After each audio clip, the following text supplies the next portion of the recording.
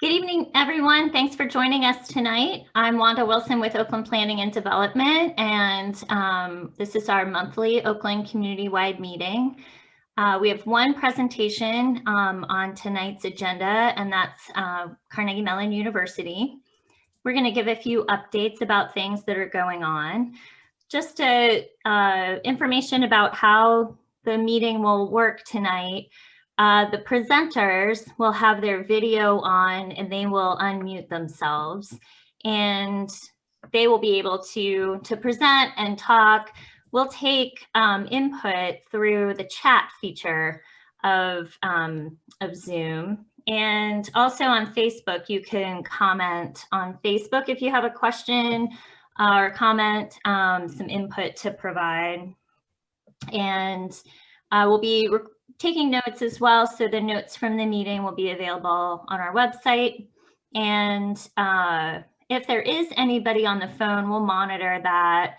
It looks right now as though there's nobody who's phone only tonight, but we'll check that. If there is somebody, we'll allow an opportunity for them to verbalize a question, but we look for most of the questions to come through the chat, and then I'll verbalize those to our speakers, so we can just have an efficient collection of comments and questions. So tonight we have a few updates from OPDC that we'd like to share. We're planning a new construction development in South Oakland on Fraser Street, calling it Fraser North Residences, and it's 4 new construction affordable homes that we'll build this year. They'll be ready for sale sometime at the end of the year, and we're discussing that with the South Oakland group next Tuesday night. So plan to join us for that. And we have an opportunity for existing homeowners to get some resources to improve their home if they have home repair needs or make improvements to continue aging in place. They need some home improvements. So that's our Community Land Trust Aging in Place program. And contact us for more details about that if you could benefit from that. There's some income qualifications that you have to meet our income guidelines for that, but that's a great resource available in the community. And we're continuing to, even though our offices are closed and we're still working remotely, continuing to offer jobs and financial coaching. So you could meet with our staff and address any financial needs, get some financial assistance by working one-on-one with our financial coach, Camille Dixon. She's terrific. And it's a great no-cost service that Oakland residents can take advantage of. You'll see Adopt a Block volunteers out on Saturday, April 17th. So we encourage people to join that effort, but then also if you see that group out there on your street, please say hello to them and thank them for the cleanup efforts that they're doing. Our Adopt a Block groups have been doing a great job this year, keeping Oakland clean and keeping walks shoveled from snow. Next slide. This is resources that we've compiled about information where people can access food supports. Several different locations in lots of different times through the month. And if you have questions or you'd like to connect a neighbor to these resources, give us a call and let us know. We're happy to get this information to neighbors and help people get there, pick up things if needed. So give us a call if you or a neighbor need more information. Next slide. There's new blue bins coming to Oakland this spring. The city's website has an information where you can put your neighborhood in and find out when the blue bins are going to be delivered. And all 4 Oakland neighborhoods are listed for spring. So they should be coming soon. So every house will get a new blue bin, and the city is having more information out about recycling, getting rid of the blue bags, using the bins, what's recyclable, that kind of thing. So you can go to the city's website to learn more and go to one of those workshops. And Preservation Pittsburgh is doing a lecture on the Heron Hill Pumping Station, April 15th at 6:30. And that's on Zoom as well. So you can see information about that there. Next slide. There's a couple of things coming up at commissions and zoning boards. So April 8th, that's a week from this Thursday, there's a zoning board hearing on the 6 homes proposed in Panther Hollow. So you can find out information about that on our website. And University of Pittsburgh is continuing to brief the Planning Commission on their institutional master plan. They have one more briefing, which will be next week. And then the Planning Commission hearing is April 20th. Next slide. The city is also looking at making some changes to the residential permit parking program. Pretty much all of Oakland is covered by permit parking. So we really encourage people to go to this website and take the survey and provide input on some of the changes. The information will help them develop the new recommendations for the new program. Next slide. Those are all of our updates. And now I'm going to turn the presentation over to Bob Reppy from Carnegie Mellon, who can introduce the rest of his team. And this is a not actual proposal at this point for, I'm sure Bob, you'll talk about this, but it's a nice opportunity to get sort of a preview to some of the kind of conceptual thinking that Carnegie Mellon is going to be using as they start their master plan process. So, thanks, Linda, and hi everybody. I really appreciate you guys all having us here for this introductory piece. As one noted, I'm joined by a number of my comrades here working on our master plan. Ralph Horgan, our Associate Vice President, is with us. Don Carter from the School of Architecture, who has been a comrade in arms with us working on all of our development projects over the last decade. And then Jen Beck, our project manager, who is with us as well. Ralph, do you want to lead off or you want me to just roll? I'd say just roll, Bob. I mean, we're all very familiar with the group and you know us well, and we're very happy to be here. Thank you for the opportunity. Cool. Thanks, Ralph. And I wanted to, exactly right. I wanted to start off by noting that we are here to talk to you guys about some early ideas and aspirational thoughts for our institutional master plan. Our current institutional master plan, shown here, was adopted by the City Council of Pittsburgh in April of 2012. So with our 10-year lifespan of that master plan, you can do the math, and we're about a year away now from when that master plan will need to be renewed. And so we have been working for the last maybe 8 months, kind of doing internal thinking about it, working with the university leadership, doing assessments of needs, analyzing what we've been doing under our last master plan, and then starting to put together what we want to talk to you about tonight, which is, like I said, an introduction to where we're going with our master plan. This is not the last time that we are going to want to talk to you. In fact, we think that there's going to be several bites of the apple over the next 6 to 8 months or so before we start the official approval process. And we'll talk about the schedule here at the end and what that means more specifically.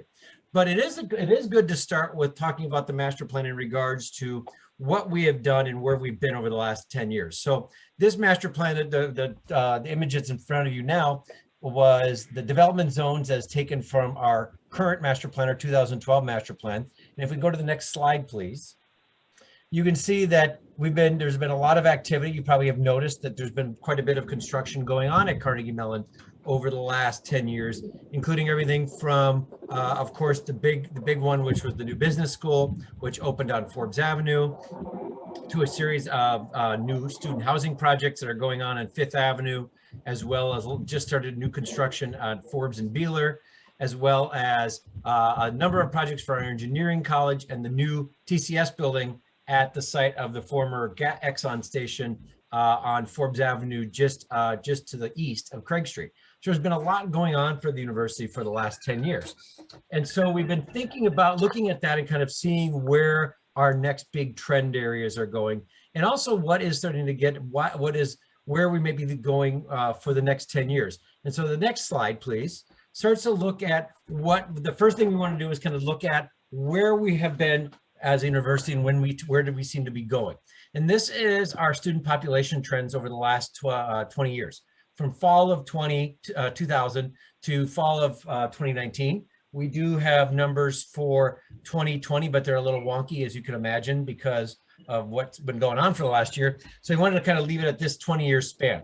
And what's interesting about this, as you can see, is the red bars across the bottom are undergraduates. And 20 years ago, we were just over 5,000 undergraduates. And where we are right now is just about under 6,000 undergraduates. And there's been relatively little growth in our undergraduate population, with a couple of key exceptions, which were specifically targeted. You can see there's a kind of a significant bump in the fall of 2008, 7, and 8, when we opened our new computer science building, the Gates and Hillman Centers for Computer Science, when we increased the size of our undergraduate computer science department. And then another kind of significant bump in the fall of 17, which was leading into the opening of the business school, which included a significant increase, planned a significant increase in our undergraduate economics and finance program. And so besides those two kind of big bumps, undergraduate popular enrollment has been stable. You can see it's pretty obvious where the big growth of the Carnegie Mellon student population has been. It's really been in that middle bar, that dark gray bar, which is our graduate students. Our graduate student population has more than doubled in the last 20 years. And this of course has different impacts on space for a campus than undergraduate growth would have. And so this is something that we've been looking at and working at for the last 8 months or so, kind of understanding what that means for university and where our new needs are going to be. And then of course at the top is our PhDs. You can see that there have been also relatively stable for the last decade for sure. What's important to show on this also is that Carnegie Mellon in the last, 7 or 8 years has moved from primarily, a majority undergraduate to a majority postgraduate student population. And this again has impacts on space.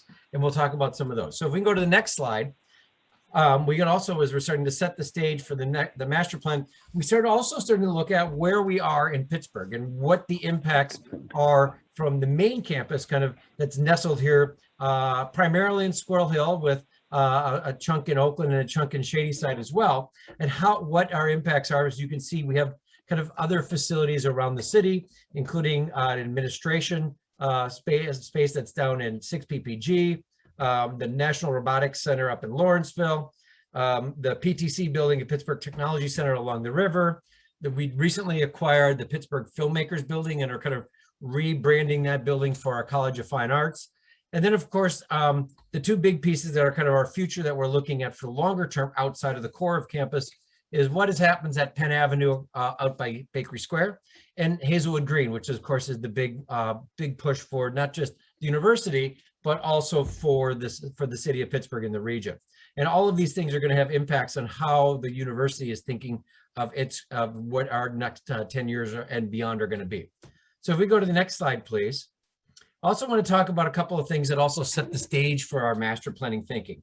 The first is, after the adoption of the last master plan in 2012, the University Board of Trustees adopted 10 principles, as you can see on the left, the Simons principles, which guide development at Carnegie Mellon through a series of prisms, if you will, looking at building, space, context, and movement, and including these ideas that the Carnegie Mellon builds contemporary architecture buildings. Sustainability is something that is woven throughout. We'll talk a lot about that. Public art and open space are critical to the university. Neighborhood compatibility is one that we take very seriously and work hard to achieve. And then of course, movement, especially this idea of universal access and multimodal transportation. We talked a lot about this, about kind of the inverse triangle. We'll talk about that in a moment. Of course, in sustainability, the university has lots of kind of thrusts that we're looking at and we're working towards. The president of the university has two main kind of actions that the university is working through right now. One of is dealing with sustainability, and the other was with diversity, equity, and inclusion. And we're we want to make sure that our master plan reflects those big thrusts that are coming. So if we go to the next one, we'll start to think about some of the where we're going with this master plan. And so kind of building off of the Simon's principles, including those ideas of sustainability and contemporary architecture, we put together a series of master plan principles. And these are the guiding documents or the guiding statements for what we think this master plan is going to talk about and how it's going to work. The idea under design of reinforcing that connection of design and Carnegie Mellon values. Developing campus buildings that are timeless. We build buildings that are going to be here for 100 years. We want buildings that, we have buildings that are over 100 years old, and we want them to continue to have that kind of legacy of timeless buildings. Open spaces are super important. In fact, in many ways, open spaces define our campus in some ways in a stronger way than our buildings actually do. We talk a lot about campus experience, creating the memorable campus experience, not just for the students on campus, but for the faculty and staff at campus and also visitors to campus. And that's everything from gateways to collaboration, which is one of the hallmarks of Carnegie Mellon's pedagogy, and also an on-campus lifestyle. We talk about mobility. The idea is there's already lots of kind of intricate network of campus connections that people know about. But as we grow onto the North Campus, where the Tepper facility is, for example, how do we continue to make those connections? And when I talk about this idea of the inverse mobility triangle, the idea that pedestrians are at the top of the triangle. They're the ones that we take priority and focus on, and then kind of working our way down to single occupancy vehicles. The next one is a new one for us, thinking about context. And this is one that we've talked a lot about. And it has really two big thrusts. One is our master plan team. I should mention this, by the way, we've been working hard with Urban Design Associates, Pittsburgh-based design firm on our planning part, and GI Consultants, also a Pittsburgh-based firm, on our mobility pieces. And UDA challenged us and said, great universities have great college streets. So how can we help to work with our partners both at the University of Pittsburgh and with the property owners and business owners to make Craig Street that great college street? And the second big idea is this connection to the city and Schenley Park. For the first 100 years of the university's existence, Carnegie Mellon was a much more kind of insular, maybe cloistered type university. In the last 15, 20 years, there's been a really kind of wanting to embrace the the role of the university in the city of Pittsburgh. And now we want to also start to look at Schenley Park. We bound up against 450 acres of an incredible park that right now, as you'll see in some images coming up, maybe it could be a lot better. Lastly is this idea, and you heard me talk about this 10 years ago, is creating a master plan that utilizes our assets, but also is flexible enough that can respond to a dynamic future. We don't know what the future is going to bring over the next 5 to 10 years. So we want to make a master plan that can adapt to what's coming next. So if we go to the next slide, we really, to really start to think about and taking these values into a physical world, we really broke the campus into kind of three main areas. The historic core, which goes from Schenley Park on the south to Forbes Avenue. And this is the kind of generally understood area of Carnegie Mellon, all the little yellow brick buildings, if you will. The North Campus is now then this area that stretches from Forbes Avenue to just a little bit on the other side of Fifth Avenue, and really was kind of the big piece of that was the new Tepper School of Business building that opened in 2019. And then 2018, excuse me. And then the third big area that we're focusing on is the Craig Street area. And this is an area that is very different from the other two because it's much more urban. It is an urban framework. We're not the only property owners in the area. We are some of the property owners in the area. We want to work with the other property owners in the area, kind of developing this great urban network in Craig Street, and then also work to connect Craig Street to campus. And then finally, this kind of third and a half district that we're looking at is how can we improve the connections to Schenley Park? And we'll talk about each of these in a little more detail as we come forward. So if we go to the next slide, please. When we look at the core of campus, it really focuses, the big thrust of this is looking to develop kind of a half a dozen or so key future academic sites at the historic core of campus, allowing for the kind of close-in education and research functions that happen at this. And some of them are relatively smaller ideas, such as maybe moving our facilities building down along the railroad so that we can take advantage of that site, maybe doing some infill behind Hamburg Hall. Some of them are much bigger ideas. One of the things is the long-term future of what Warner Hall and Sire are. Those are the buildings that sit right at the corner of the southwest corner of Forbes and Morewood. Buildings that are smaller, not very efficient in regards to both space and energy, and maybe someday be maybe rethought. And so we want to make sure we're targeting, looking at those as part of our master planning process. And the same can be said for Donner Hall, which is over the number 7 on the map. Donner Hall is a 60-year-old residence hall that has seen better days. And we could think that some increased density at that site. Whether that density be academic or residential remains to be seen as we look at this. And we're going to talk about why we think like that in a moment.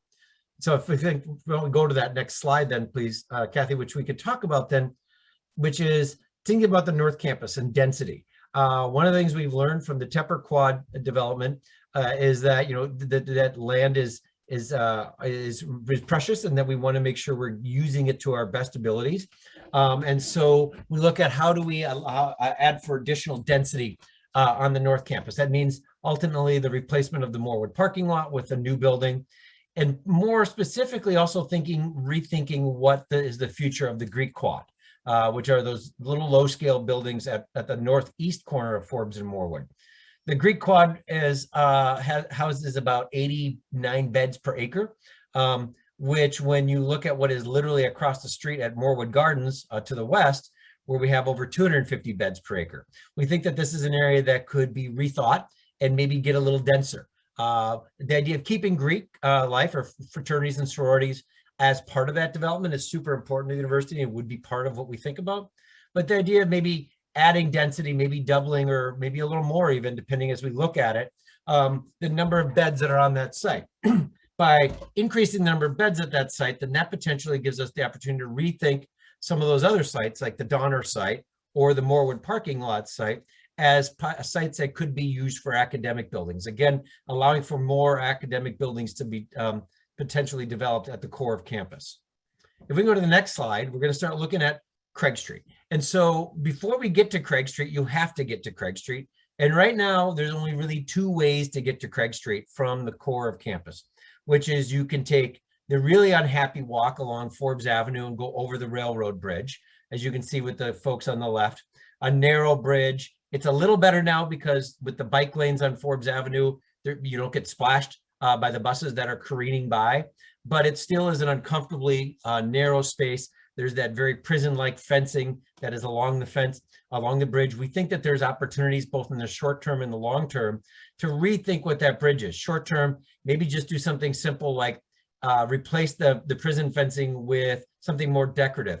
If you get an idea what I'm thinking of, go drive along or walk along Highland Avenue between East Liberty and Shadyside, and you can see how fencing can be done artfully and intentionally on a railroad bridge. In the longer term, maybe we work with the city, look at widening, as shown in that little image on the bottom, widening the sidewalk, maybe doubling the width of the sidewalk. Fifth Avenue is the other connection to campus, and you can see my architects took a picture of this last year when we were doing a site walk at the beginning of the process, and they called it Sad Bob Walking on Fifth Avenue. And you can see even Fifth Avenue, which doesn't have the bridge, is actually can be an uncomfortable place to walk as well. There's a hard wall along most of the south side of Fifth Avenue, all the way from Morewood to Neville. And then of course the traffic is right up on you. So one of the things that we've been doing as part of our developments on Fifth Avenue, you can see here at the Fifth Neville, which is right, Fifth Neville apartment building, is where we widened the sidewalk and moved it away from the curb. This is a model that we're looking at throughout campus. On Forbes Avenue, we've already done it in some places, and we'll continue to do it. And we like to continue doing it on Fifth Avenue. The kind of big idea that we're looking at is someday with the development of the South Craig site, is there an opportunity to build a pedestrian bridge with a direct connection to the core, from the core of campus to South Craig Street and Forbes Avenue, creating that kind of direct link. If we go to the next page, you can see how that would work. That's on number 3 there. The idea of connecting the much more campus grid of pedestrian connections shown on the right of the image with the more urban grid of Craig Street on the upper left image. But that number 3 could be a bridge that could take you directly from the core of campus on a pedestrian bridge directly to Craig Street in a matter of minutes. And the other option that we're looking at for strengthening these campus connections to Craig Street is looking at the kind of informal connections that exist already between WQED and Central Catholic, where people are kind of cutting through those through parking lots and such. Can we work with our partners in this area and look at ideas of making those more formal and thus safer pedestrian connections? If we go to the next slide, we can talk about Craig Street itself. Craig Street, as I mentioned earlier, is one of these streets that we would really like to think about being a great college street, a great urban asset to the city of Pittsburgh. And it's something that can be done, we think, with a lot of good work with our partners on Craig Street. And some of these ideas are relatively simple. The remainder area of Craig Street we're looking at is the number 4, the 2 number 4s there are kind of future development sites that we think are going to be much more like the TCS building, which just opened last year on Forbes Avenue, kind of academic buildings, but with a much more urban configuration to them. But when we think about Craig Street itself, if we can go to the next slide, please. These are some simple ideas that we could explore working with the business district partners, whether they be the property owners or the business owners, or as well as with the city of Pittsburgh, looking at some simple ideas. Like when you have sidewalks that are too narrow for outdoor seating, could you expand the seating area out into a parking space? You know, the city has done a number of these. I think one of the best ones is what OBIT has done in central Oakland, where they've taken and created outdoor seating and outdoor amenities in the public right-of-way to help boost the restaurants, especially during the pandemic. Some of the ideas are equally simply where you have big blank walls, like on the university's own 300 South Craig Street. Could you open up put glass garage doors that roll up in nice weather like today, that the inside and the outside bleed together? Can you look at kind of stealing back some of these unused urban open spaces where the sidewalk is wider? In front of this one on 311 South Craig, but also in front of our building at 300 South Craig, you know, adding simple things such as adding tables and chairs to allow people to sit. And then the one that's really intriguing is, as Craig Street used to be a residential street like 100 years ago, and then it's got a series of these kind of funny little backyards behind them.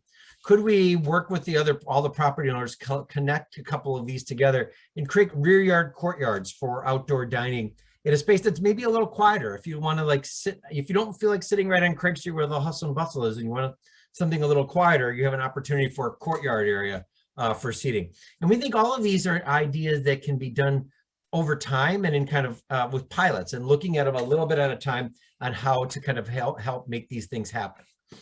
If we can go to the next slide, we're going to move into the discussion of mobility, because this is a big one that we're also going to be focused on.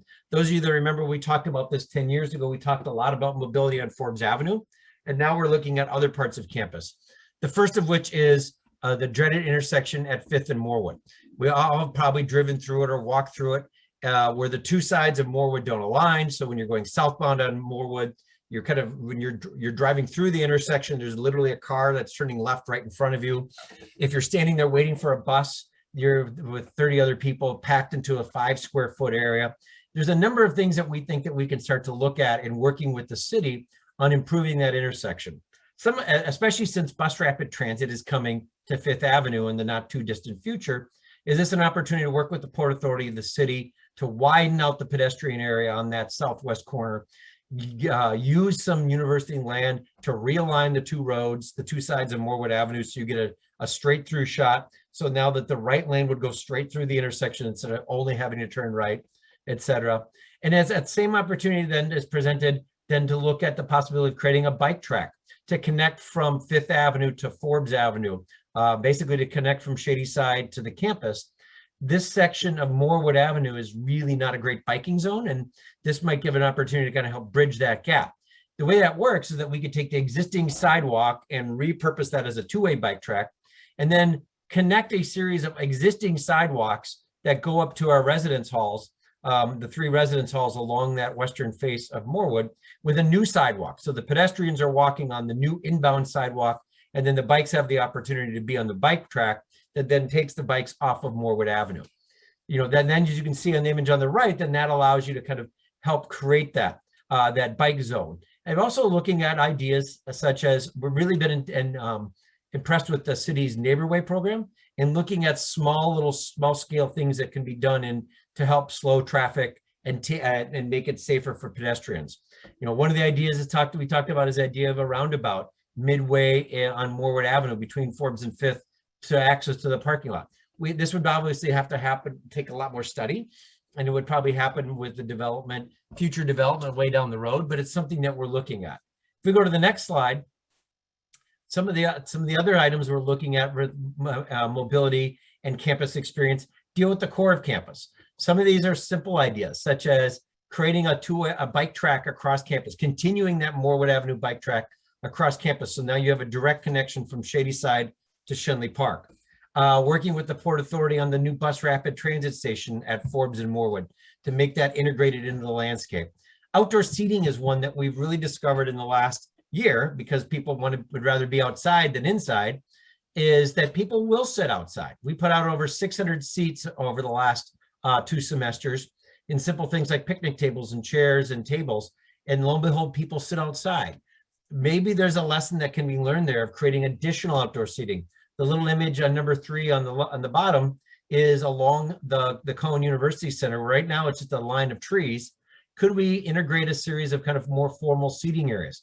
Think of the seating that's at Schenley Plaza along Forbes Avenue, hedges and benches and things like that.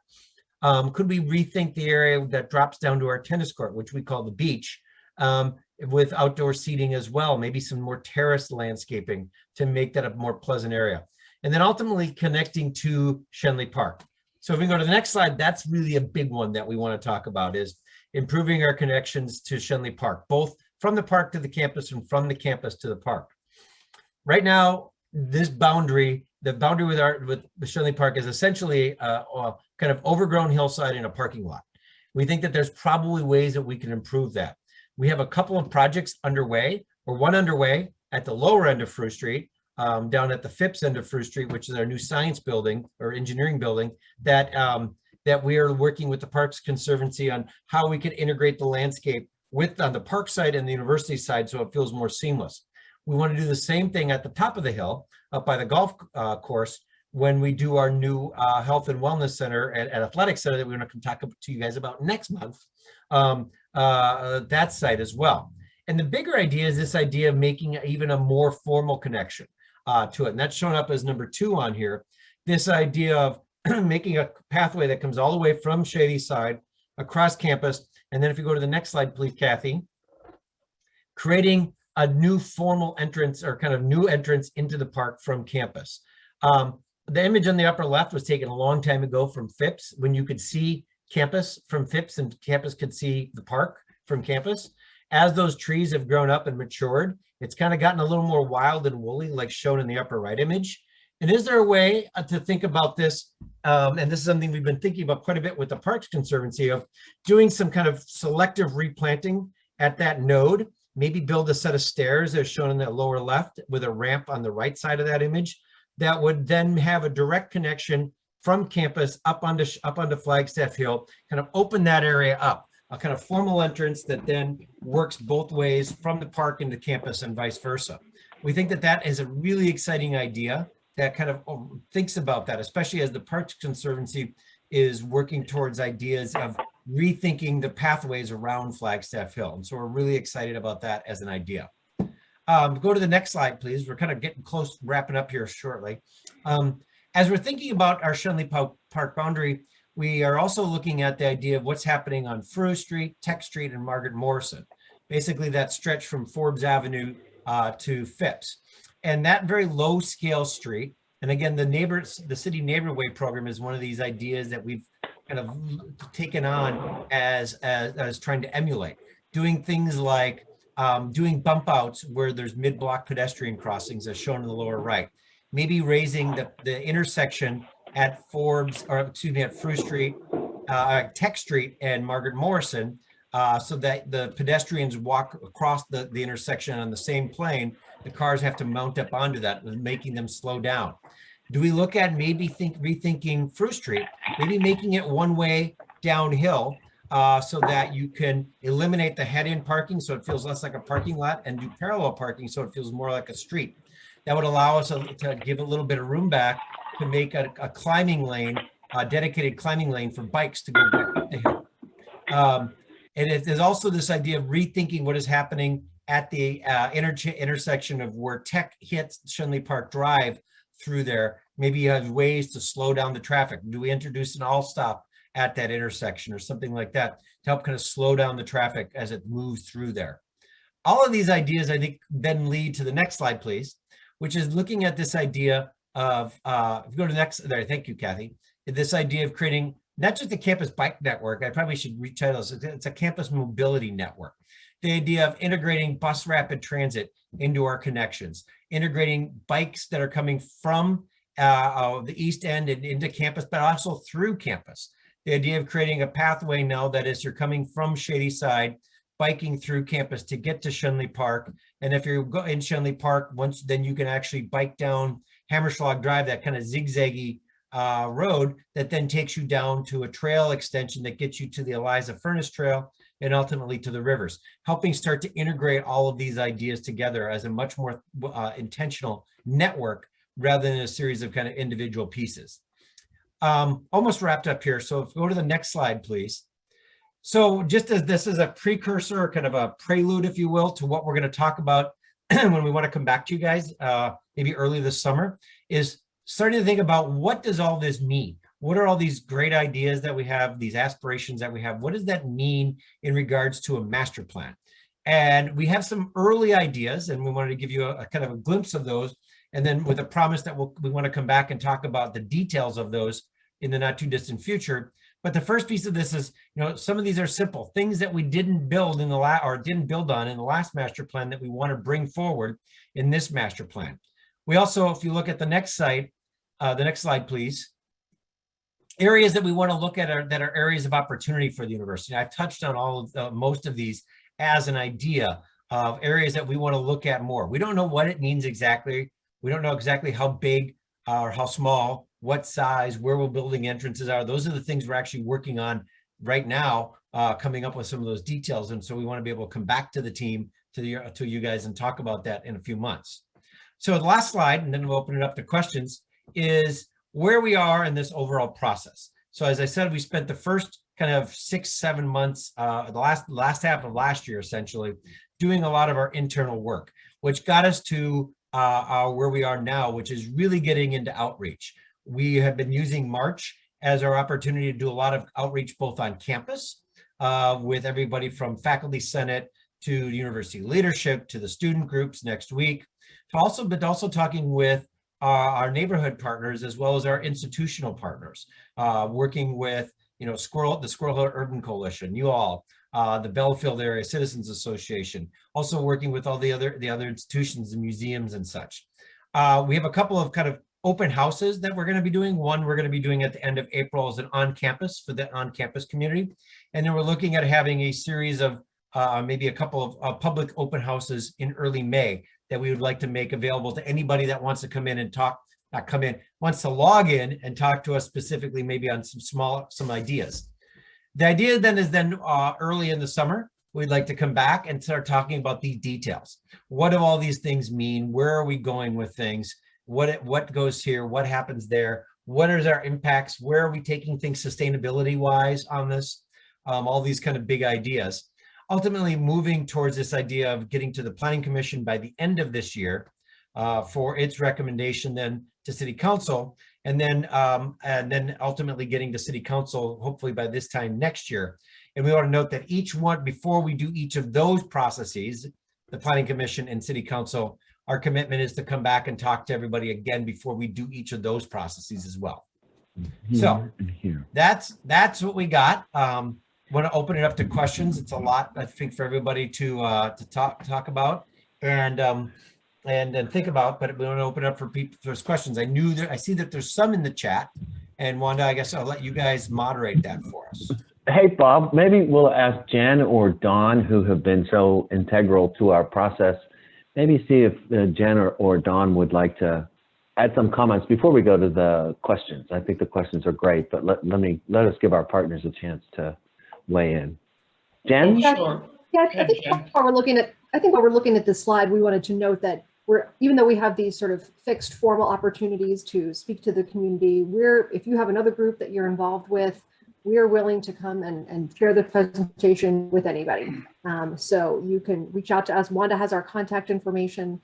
So reach out to us and we'll be happy to set something up to answer your questions or get into more detail. Well, Thank you, Jen. Don. Yeah, okay. I think, we're very proud of what happened on Forbes Avenue with the bike lanes, the new traffic signals. But it took 8 years to get the money together and the design, but it was in our master plan to do that. So this connection to Schenley Park, the making Fifth Avenue more pedestrian friendly, those things are aspirational, but we're certainly committed to doing them. And at the highest level of the university, talking about the president, the provost, the facilities management people, board of trustees, they're all excited about the connection to Schenley Park. I think that helps Oakland as well as us. They're excited about Fifth Avenue and making that a safer place. Central Catholic is very interested in what we're doing there and very supportive. And that's our connection to Oakland. We had a great process for doing the Fifth Clyde new residence hall. We talked to people in Shadyside and Oakland about the size of that building and how it all worked. Another thing that's very interesting is our housing strategy.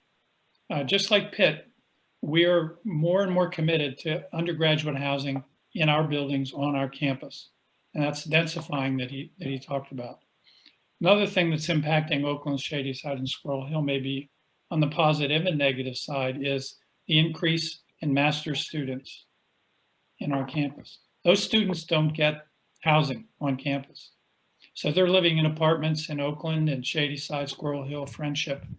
And so the people who rent out those apartments are doing quite well, but the people living in the neighborhoods, the long-term residents, may feel an intrusion. And you feel that more, I think, Wanda, with Pitt than you're going to feel with us. So we're very sensitive to what that means to the surrounding neighborhoods, which is why we're very intentional about starting out early to get impact from the neighborhoods. And the other thing on parking, we're committed to not having a negative impact on parking in the neighborhoods. We know that's something that happens all the time. We do have permit parking on Beeler and Forbes Avenue and other places, Clyde Street. But there are other places in our neighborhoods that don't have sticker parking, and we don't want to impact them by not dealing with our parking. So those are the thoughts I had, Ralph. Super, absolutely super, Don. Thank you. And so, given our whole team sort of shared with you what we have, we'd love to entertain questions, Wanda, and I'm not sure how you want to do that. Well, I think they're pretty clear in the chat. So we have a couple of, we have a question about your health and wellness center. Do you want me to, how do you want us to answer those, Wanda? You want to just do one at a time?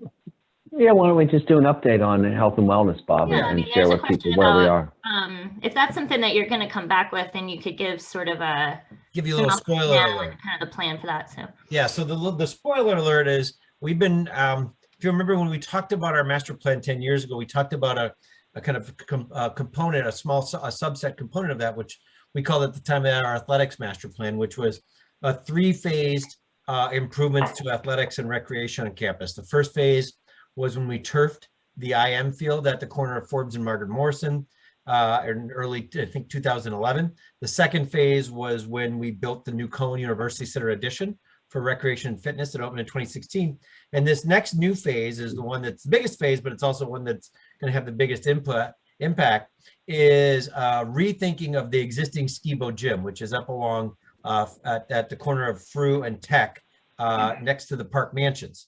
And like a little spoiler, because we'd like to come back and actually have a development activities meeting with you all sometime in the next month or so to review that. But as a spoiler on that it is a project that we will be doing some renovation of the existing historic structure, some demolition of the parts of it that don't work so well, new construction that ultimately will introduce a new Health and Wellness Center, which will be the new health center for the Physical Health Center, University Health, as well as a new home for our counseling and psychological services, as well as a new wellness center, and then also a new upgraded performance gymnasium for our basketball, volleyball teams, etc., and a new home for the athletics department as well.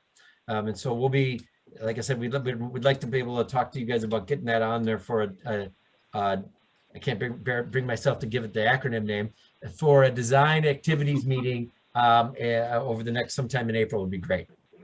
Okay, yeah, we can follow up with you about that. And I see that there's some Squirrel Hill folks here on the meeting. So I'll even talk with you, Bob, about sort of, we want to, we're happy to sort of coordinate on that if that would be something folks from Squirrel Hill would like to do, if that would make sense. So we can. Sure, we're welcome to have, I know that we're also looking at, we're going to be doing a similar process with Shuck, since they are now an RCO as well. So we'll be doing those. I don't know if you guys do those jointly or not. We didn't That's what I think, we could talk with them about and see if they're interested in doing that jointly. Cool, that'd be very cool to do. Yeah, I think so too. Okay, I'm not sure about all the lingo here, the MMC extensions. Margaret, I think that's the Margaret Morrison extension, Margaret Morrison Carnegie Hall, which is the building with the rotunda at the bottom of Tech Street. That's a project that has been carried over for the last 2 master plans to kind of square off that building. And that's a great segue to a kind of bigger statement that needs to be said, which is while we need to do a new master plan every 10 years, and we're excited to do that because we think it's a good reset. It's important to note that the city code does not require us to actually build anything in that master plan. And so there are certain projects that didn't get funded through the lifespan of the last several master plans. The Margaret Morrison extension is one of those. We think that that's an important enough project that we want to continue to carry along in this new master plan. Whether or not it'll get funded or not remains to be seen. I would love to see that project happen, but at this point, it's not been funded to go yet. And then, I think pedestrian mobility connections are hugely important for all of us. And so the Neville Street, the city has a lot of plans for improvements there, but your take on that, anything you'd like to add about pedestrian connections, Neville Street down to Panther Hollow? We think that's super important. And have been examples. There are a couple of good examples of that. Is when we built the new Tepper facility, we built that new sidewalk along the whole eastern side of Neville that goes down to the railroad crossing. There was no sidewalk there. People were literally walking in the street. Working with our partners at Central Catholic, we built the new sidewalk that gets down to that point, to the railroad crossing. That was awful. That was so unsafe. Yeah. It was terrible. We were glad to do that as part of the Tepper project. That was a super important one. And we've also set the stage for future ones. We built the new facilities building and parking lot down along the railroad tracks in the Hollow. We actually moved the building and the parking lot. I actually worked with OPDC, was there one of your suggestions. We moved that 12 to 15 feet away, depending on where you are, because of the arc of the rail line, away from the right-of-way line, so that we could leave an easement for a trail through there. So the idea would be, ultimately, we'd love to see a trail, the Eliza Furnace Trail, continue up the Hollow, come up and join our site here, and to be able to connect. And then we would like to be able to work with the city and the railroad about looking at opportunities to improve the railroad crossing for pedestrians, which is really an unsafe condition. Hey, Wanda, you skipped over the question about the Health and Wellness Center. I thought that's what we were just talking about. Yeah, I just talked about that one, Don. Before that was the ski. That was ski, Don. Oh, okay, gotcha. Yeah. So, and then there's maybe, Bob, if you want to go into a little bit more about the trees around Flagstaff Hill, and we could even go back to some of those slides if you want to. Yeah, if you could go back, Kathy, to slide, what is this one? Slide 18. That shows it. And yeah, that's the trees that are the existing trees on Flagstaff Hill are a bit overgrown. we don't look. We're not ones to advocate for just willy-nilly taking down trees. We think that they're important, and a tree cover for the city is important. However, some of these, we also know that there's if you can see in this image, there's also opportunistic vegetation that's kind of taken over in some of these areas, and things that we look at trying to improve with that. So I think the ultimate idea would be to do some refresh of that, maybe some new plantings as well, to allow for better visual connection to the park, but also to kind of clean up the kind of more invasive components of the vegetation that are on the hillside too. And again, we should point out that we've had probably 6 meetings with the Pittsburgh Parks Conservancy, and they love this idea, because this idea of connecting the park to the campus and making people in the park feel they can come to the campus, that we're not walled off. It's a two-way street for us. And then we want the students to feel that that park is part of the campus and they can go up there as well. So the pruning is going to be very selective. And in fact, they're taking some of those trees out anyway because they're invasive species or they're dying trees. So we're going to work out, in some cases, we've got to replace trees at the SCAFE building and at the Health and Wellness building. And we may actually work with the Parks Conservancy to put those trees in the park. And again, they're very interested in that. And as Bob said earlier, at both ends of Fruit Street, we're going to be, in addition to this connection you see here, we're going to connect at either end of Fruit Street to the park in a way that's much more significant now. And the Park Conservancy has already designed new entrances there with planter beds, and they're going to redo the park walkways all the way through Schenley Park. So we're really on the same page with them. And we met with Public Works as well. Go ahead, Ralph. Yeah, Don, they've got about $1 million project that we're hitched to, that's really symbiotic between what we want to see and what they want to see, and all these meetings we've had with them and how to improve Flagstaff Hill have been great. It's been just an incredible serendipitous connection, frankly. And I did notice a question. There was a couple comments about the plaza. I think the plaza is more illustrative at this point. The idea of we haven't designed a plaza. We do think that creating better pedestrian connections across Fruit Street is important. Maybe it's not so much a plaza, but I think that the idea on these is showing that it's all kind of a seamless connection rather than a kind of disjointed piece. So please don't necessarily take those as literal, because I agree that the buggy people are going to have some things to say about what happens with with Fruit Street as well. And to be honest, every time we start talking about Fruit Street, Tech Street, buggy always comes. That's one that we always have to consider. Are any of those improvements that the Parks Conservancy is talking about the crosswalk by the Westinghouse Memorial? I believe so. Yeah, I think they're looking at.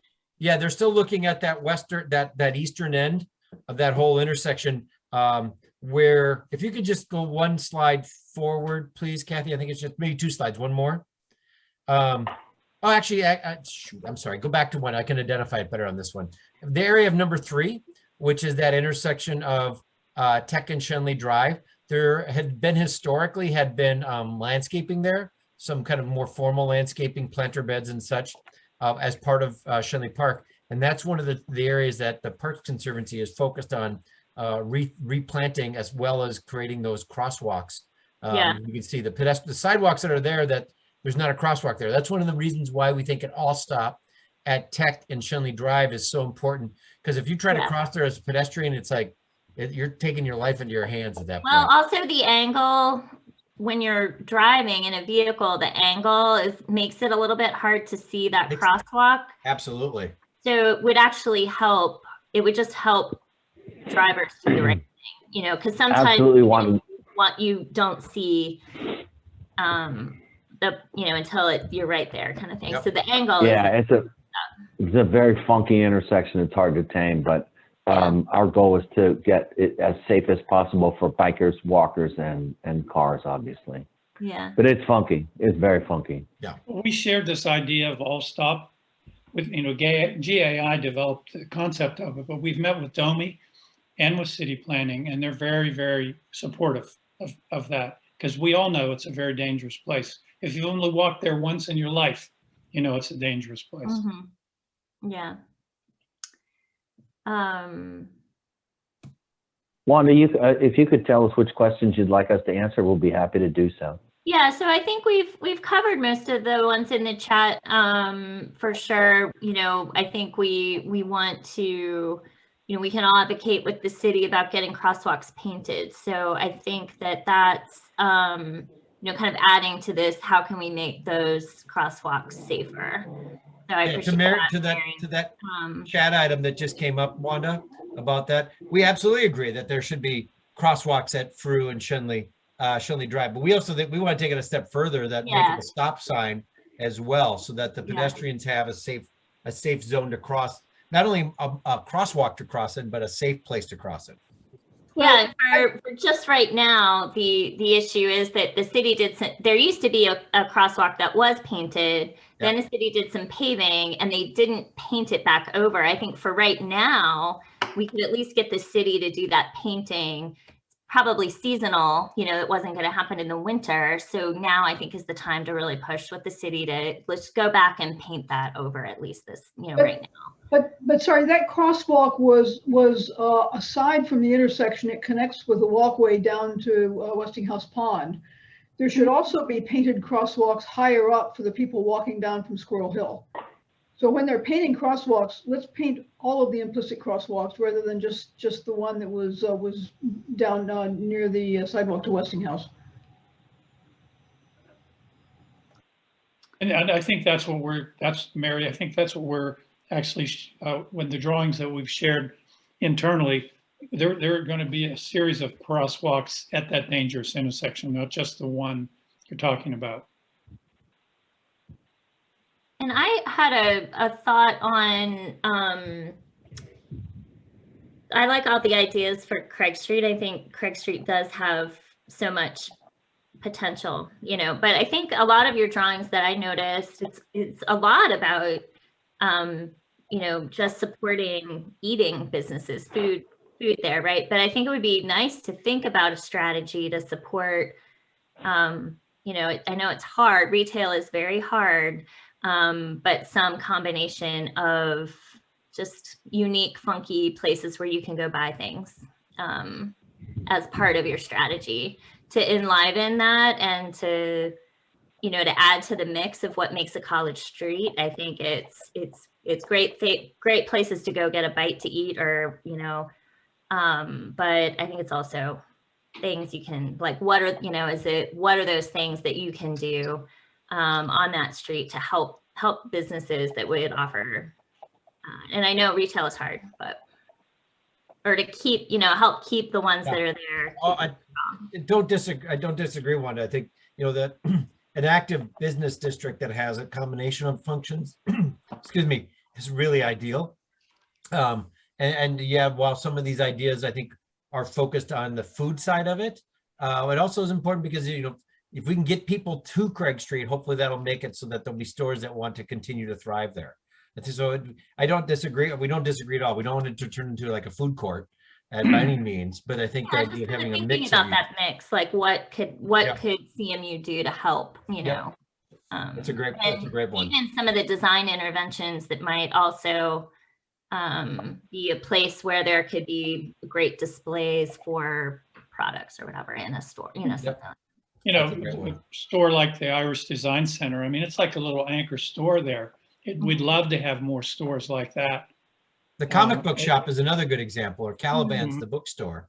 Those ideas of those kind of places that support it. Yeah. And they tend to be in college streets. I mean, we've all seen college streets all over the country, and those are the kind of shops that Wanda, we'd love to have those kind of shops.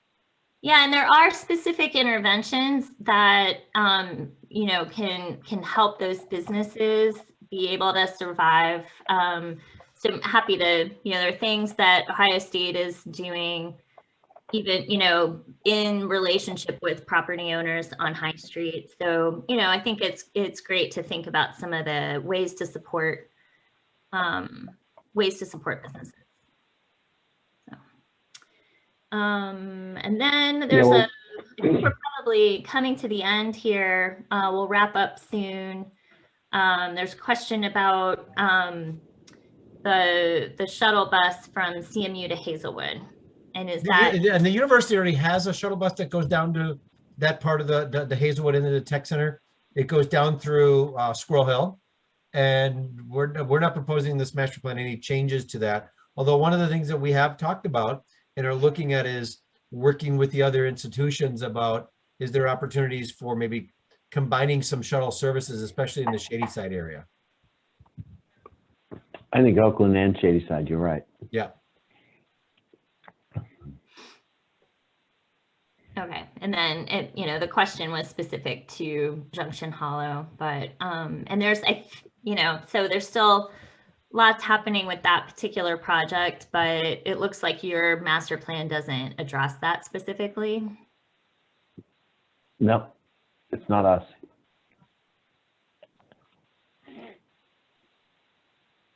Yeah, it's important to note that we've, as you saw from all our images, we're trying to make it very clear what our focus area is for the university, and we do think that that's the kind of core of campus in the North Oakland area, or the North Campus area. It's densifying what we own in our central core campus. It's making great connections to Craig Street, and it's improving the access to Schenley Park, all of which are like total winners. Yeah.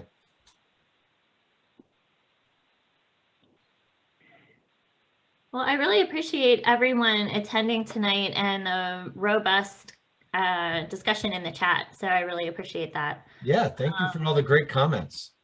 Yeah. Wanda, thank you very much. It's always a pleasure to talk to everybody. It's your organization and your folks are sophisticated, and I'm hopeful that you see that we're as sophisticated and try to react on that level with you. And believe me, if there's anything else that you want to know or continue to talk about, or any other sessions, as Jen indicated, we're happy to continue the conversation. This is critically important to us. Yeah, and it sounds like, and hopefully we'll be talking to you again very soon about the Health, Wellness, and Athletic Center as well. Yeah, and I think based on some of the comments tonight, when you have, as you're thinking, maybe a little bit more focus on some of the images in your IMP proposal about some of the pedestrian connections on the edges, I think that would be helpful. Pedestrian and bike links. I mean, you sort of talked about them, but then, I think there's just a lot of interest in how all of this is going to connect up and how it's all going to work together. So good. Well, thanks. So this was, I think, a great, helpful preview. And so you will come back with the IMP further along in a few months, and a specific project sooner than that. And offline, we'll coordinate on that and get the word out to everybody about that particular meeting. And thanks very much for your presentation. We have a couple of updates here on our last slide of resources and information for things that are coming up. And you can always reach out to us. And like we said before, all the resources and information from tonight's meeting will be on our website, so people can find it there. So thanks very much. Thanks everyone for attending tonight. Thanks everybody. Thanks Wanda for setting Thanks, Wanda, and thank you all for the opportunity. Nice to see you, Wanda, and Kathy. Hello, Thanks Kathy. for driving, Kathy. Thanks, Kathy, for organizing everything.